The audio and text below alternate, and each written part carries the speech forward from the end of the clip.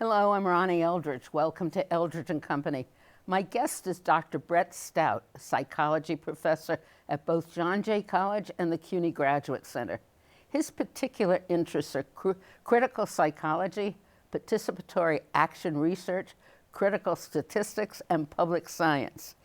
And he's going to describe what all that means today for us. And I welcome you and thank you. Thank you for inviting me. So to me, it's like layers. Is the overall title public science or critical psychology? Critical psychology. I have some colleagues, Maria Torre and Michelle Fine and myself and others, who collectively have sort of organized at the Graduate Center and CUNY something called the Public Science Project. But in general, it's critical psychology. Right. So explain what it is.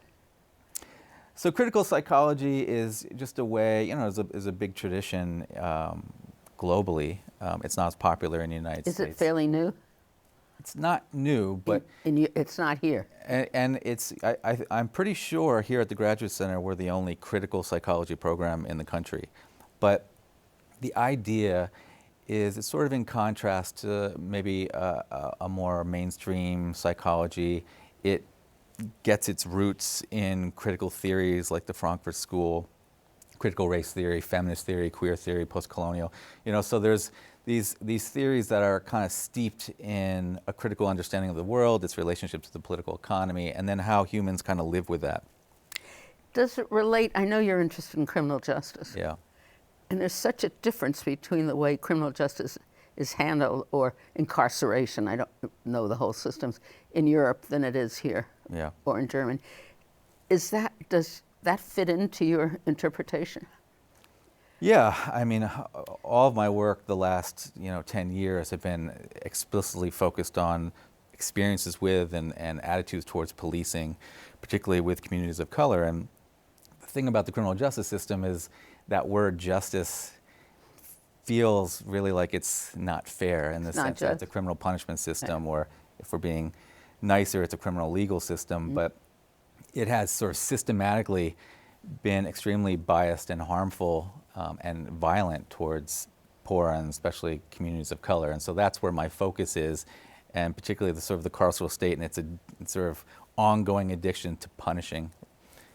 It's the whole basis. Do you want to punish, or do you want to help people live a better life? Yeah, I mean, there's not a lot of evidence that, for example, prisons and long sentences and even sort of pervasive surveillance and policing deters, versions of crime, or it just continues it, doesn't it?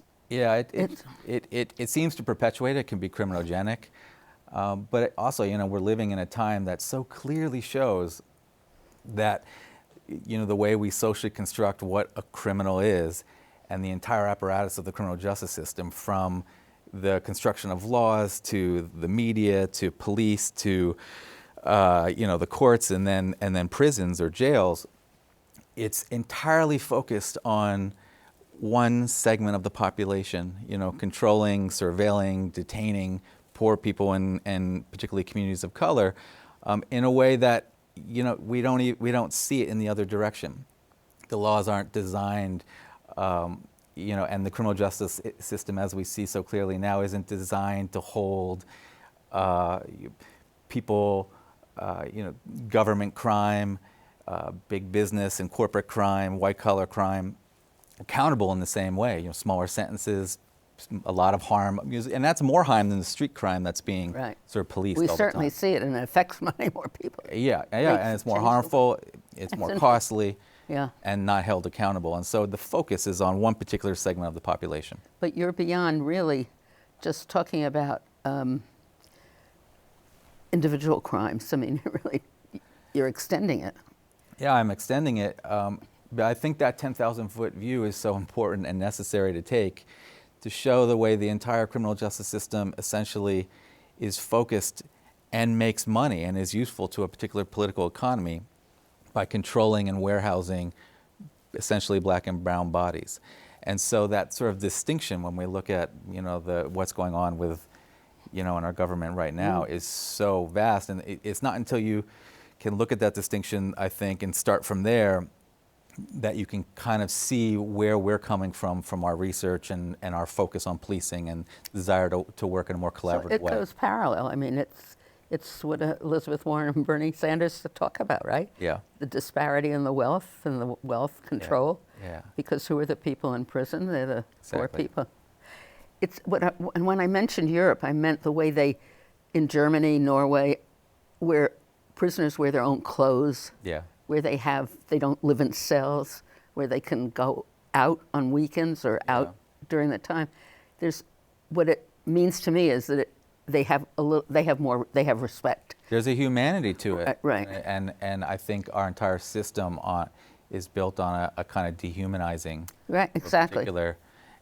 And, we see that even with new laws recently that in New York State, for example, where 16 and 17-year-olds are no longer automatically in the adult courts, and say they're much more likely now to go through the family courts and be involved in institutions and be, in confined areas that are supposedly much more conducive to a young person, more forgiving, more humane. But, this is research that we're currently doing, maybe it's gotten a little better, but it's still such an inhumane system for the families, for the young people, that it's hard to see it as only but a small improvement. Mm-hmm. And it's also the very bottom line is, why are some people so poor? Yeah. I think. I mean, it never ends, and kind of it's the essence of how we're living. Yeah, I mean, that's the thing we're seeing, and I think there's a movement towards this, but the criminal justice system has expanded, since the 70s in the United States to such a degree, and the entire apparatus. That's an investment, that's an incredible amount of money. Not only does it make money, but our government has been putting money into it. And at the same time, in our sort of world of austerity and and sort of capitalistic political economy, we're taking money from mental health services, from schools, so I think there's a big movement, particularly with Black Lives Matter and others, to begin thinking about pulling from the criminal justice system, kind of making that much smaller in resources and redistributing funds towards these other things that actually do bring down crime. And that also help when somebody gets out of prison. Exactly. I mean, it begins the cycle, because if nothing's there to help them, they're going to go right back to Yeah, I mean, that's the thing about prisons. They don't seem to be designed to create a situation that when, as most people do, they get out, that they're able to go back and sort of, live a different sort of life. Yeah. So that gets into a theme that you really like, which is privilege and oppression. Yeah. And since reading, I mean, we've always discussed it recently, especially. There's a lot of discussion since Black Lives Matter, I guess, with white privilege.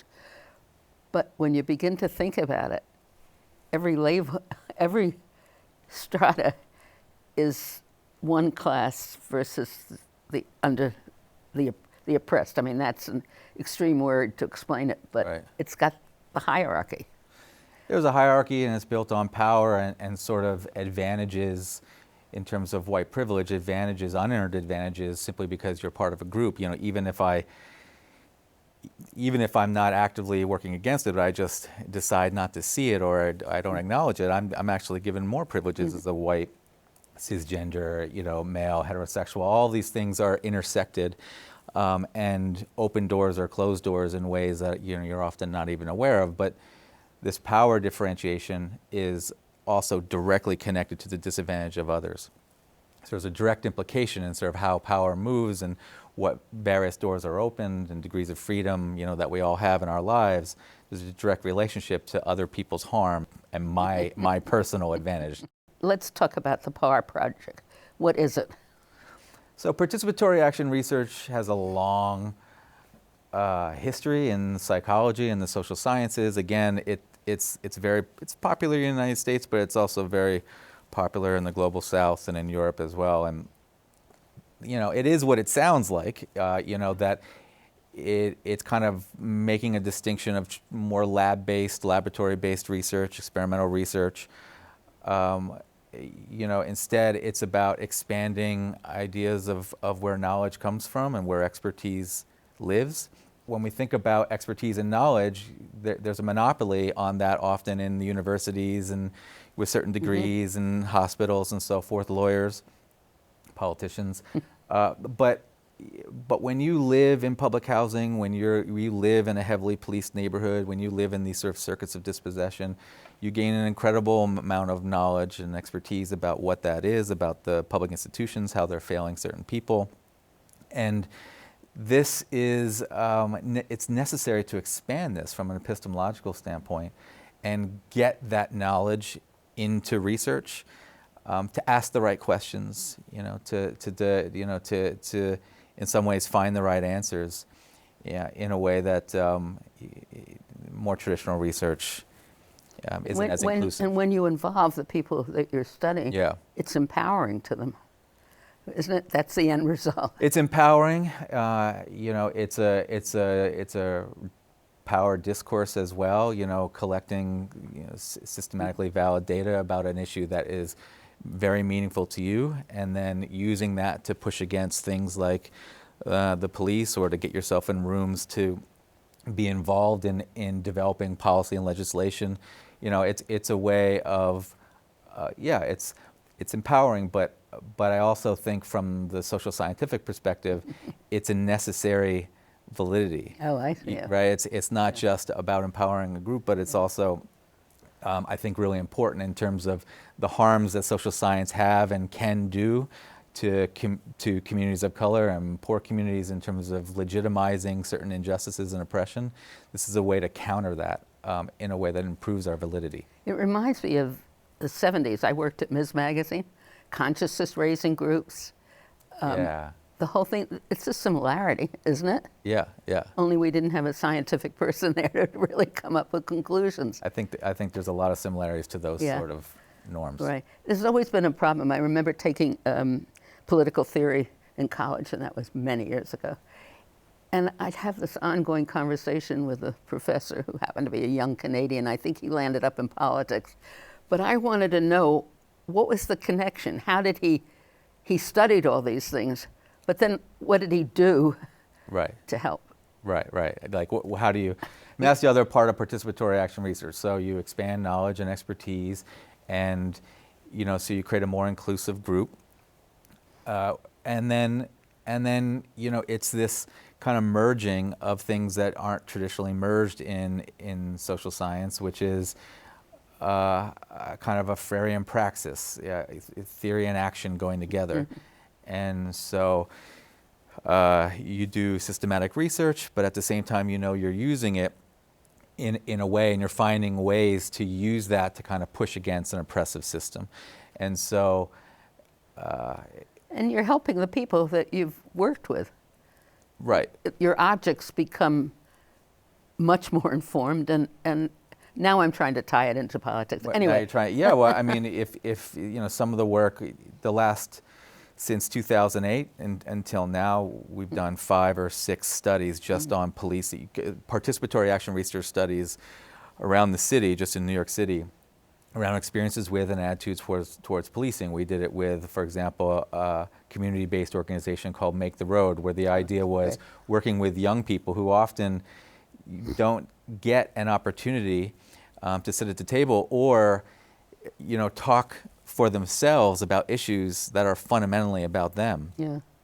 If you look at the debate around stop and frisk that's been going on in New York City, numbers are being thrown around, and politicians and apologizing. Bloomberg apologizing. This is jockeying that is entirely of adults, but it was a policy fundamentally about young people. But Making the Road, I remember interviewing Andrew Friedman when he was first starting. Yeah. And to see what that group has done is amazing, because they can really affect policy and politics now as a result of your... They have expanded, and they're unbelievable. Done a great job. Yeah. But when we did this work, we started all summer just thinking about what the issues were, thinking about what types of questions, questions like, if you wanted to talk to your peers, what do you want to know about experiences? So we're building the survey from ground up, it's sort of grassroots. But then, they followed it from there on, Yeah. which was going into schools and giving out the survey, in classrooms. We would get permission, and then doing a Know Your Rights training afterwards, and then learning to analyze it. And it was a very systematic study with a lot of crucial data that could counter some of the NYPD data that had come out. Allowed them to be in a room, like at city council hearings. I remember one case where it wasn't just about my personal experience. They were able to bring in their experience of 1,000 other young people, of something that they collected, that they wrote, they analyzed, and so then it completely shifted the conversation, where the various politicians, in the room were not just talking to him about that individual experience, but it became more, he became an expert, right, of a group. Yeah. And it opened up the whole conversation. How do you decide what project to do? Was the Morris Avenue, that wasn't the first one? Well, I worked on a project called Polling for Justice back in 2008 with Michelle Fine and Maddie Fox and some others. And we were really interested, it was a participatory project, and we were really interested in young people in New York City and their experiences of a number of public institutions, not only policing, criminal justice system, but health and school, and so we spent a couple years not only with the data, but also the participatory team that was filled with young people. It just kept coming back. There's something going on with policing. There's something, it wasn't even our focus. We were focused on. And then I started, because of a lawsuit, the stop and frisk data was released, and so I was able to start digging into it, look at various precincts, and I noticed that in the 44th and I think the 42nd, over half of the stops of people, not only young people, but in general, involve some sort of physical force as defined by the NYPD. I thought, my goodness, what is going on here? By their own definition of force, not even an expanded version, 1 out of every 2 seems to be involving that. That's not including frisk, that's not including a search, which is also a form of this, the hands of the state touching you. Maria Torre and I, through some connections and some synergy and serendipitous moments, we spent some time with some mothers up in the South Bronx near Yankee Stadium. And you drew And then we just said, we put out a wide net and said, anyone who wants to talk about the good, the bad, the ugly of what's going on in the neighborhood around policing, meet us at the local library one Saturday, and we met in the basement. A lot of people showed up, and then from there, a whole group of people stayed around, young people, from a huge range of people, very diverse and intersectional. And we spent the next 5-6 years together. We're still very close. This type of work is more than sort of the extract and leave model, but it is about relationships and closeness as a form of knowledge, over time. Did the women already understand how widespread it was when their kids went out? Yeah, had they already met mothers, and talked, the mothers? Jackie and Fawn, and there are a whole range, but the original crew, Jackie, Fawn, and Nadine, had already been working on, if one of their sons was taken to the precinct, okay, I'm working, but can you go? They were recording stops with their phone. They were involved in various organizations. They were mobilizing, as were people around the city. And they were using forms of documentation to do that. But us coming together created a situation where they could, they could expand their questions and then use it, for political push. So what did you do with your findings? Yeah, the findings, these findings and similar to the Make the Road study and others, first and foremost, we decided to give the data back to the community that it came from. So what we call this sidewalk science, but in essence, for example, we worked with an organization that has a thing called the Illuminator. It's like a big projector on top of a van. And we worked on a presentation, and we asked some experts to come and do Know Your Rights training, and we had some music, And then when we took over the corner Street. around 5 or 6 o'clock when people were coming home, and we projected a whole set of data onto the local public housing and then presented it back. People were, clapping out of the window, and and then the NYPD stopped us and told us we needed to move along. But we kept, the framework is a right to the city framework. So much of policing is about controlling space and asking them to move along. Yeah. And so this is a way of taking that space back and then having a conversation on the street with all this information of other people in the community to build that conversation. So that's the first thing. But we were also working closely with a very large and ongoing coalition called Communities United for Police Reform, and they've been involved with Floyd and Lagone and these other big class action lawsuits and the Community Safety Act and all, at various levels. And so we could give our information to them. You feed all these different advocates with the Right. information. Many scales Yeah. and levels, and the idea is how do we kind of get a grounded, community-based voice into the room using a different tool, which is science. I remember years ago when the young lords in East Harlem were doing things that were driving the Lindsay administration crazy. Yeah. And I became friendly with Felipe Luciano, who was one of their leaders. And they were waiting for them to have something on the street without a permit. So I went and talked to him and I said, Felipe, you've got to get a permit. And he said, no, Ronnie, I thought about it. The streets belong to the people. Yeah. So it's a whole thing. Yeah. And the permitting stuff, they can make it very difficult. The gay rights thing in Central Park this past year was hard to get the permit. We have this framework called broken windows policing, a big tactic around that until recently was stop and frisk. But the basic idea is to kind of flood neighborhoods, particularly neighborhoods that are considered to be, high crime neighborhoods, even if they're not, by relative speaking, almost always poor, particularly poor communities of color.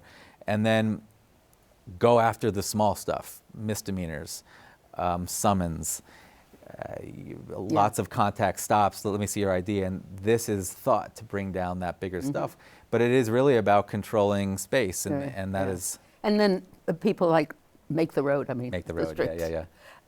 They're changing it. Yeah, so what are you doing now?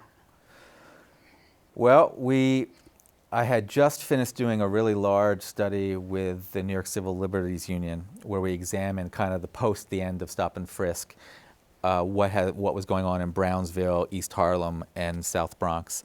It's a very long study, really looking at how people understood community safety and their experiences with police after this, sort of so-called Bloomberg's apology. And then I'm working with the Children's Defense Fund here in New York and Youth Represent and some young people or younger people to examine the new Raise the Age policy that went into effect last year and is thankfully no longer treating 16 and 17-year-olds as automatically adult criminals. So we've got those two going. Do you work directly with the police department? In various ways. I have spent some time working, with various organizations, including the police department in a sort of a not direct way.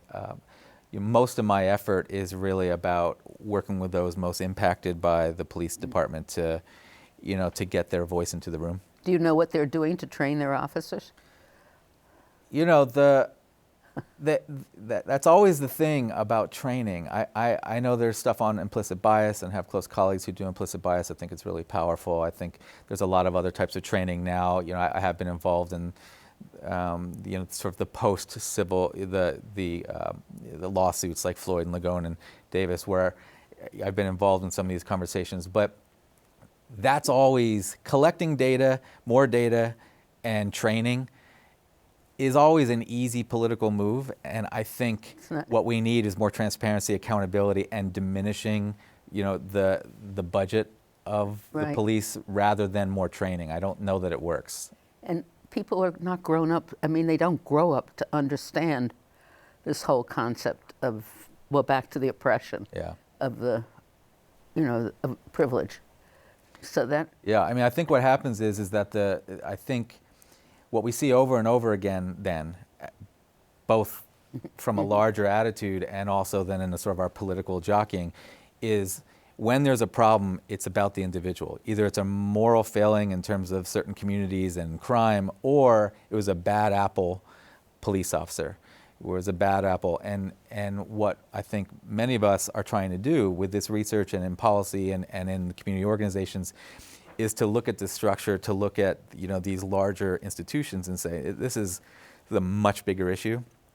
This is not about an individual person. And when we talk about the individual person, then we're talking about one individual being punished rather than a changing of everything. Right. Well, so will you come back and report on are you finishing that?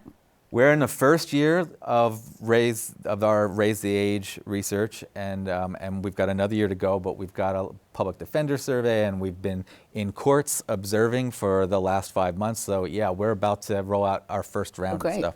So you'll come back? I'd love to come back. Okay, great. Thanks so much. very much, Brett.